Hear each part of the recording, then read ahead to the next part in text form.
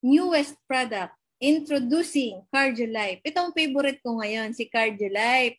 Kasi unang napansin ko, nung uminom ako ng CardioLife, ang sarap ng tulog.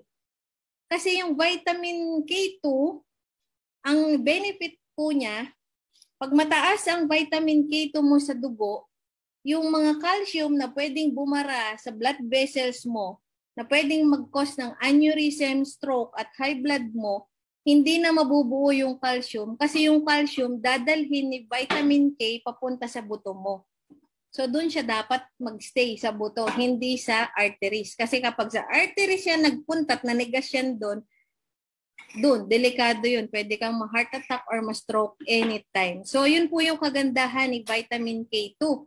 Pero hindi lahat ng tao familiar sa vitamin K2 and so dinala na po namin sa inyo ang vitamin K2. Napakaganda, nakaka-improve din ng memory, ang vitamin K2. Ano pa? Circulation, yun talaga yung ano niya, nabe-benefit mo dyan. Mape-prevent mo din ang osteoporosis at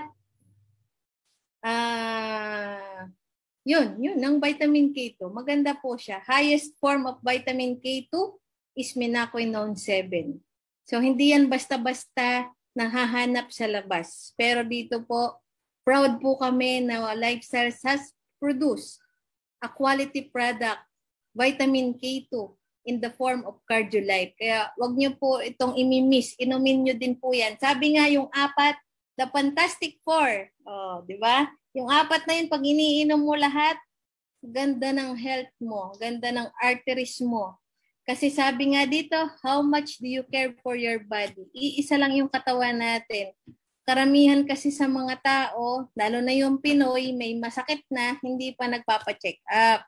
Nagpapagamot lang kapag malala na. Kaya kailangan ingatan ang sarili kasi our body is the temple of the Holy Spirit and our body is our best income generating asset.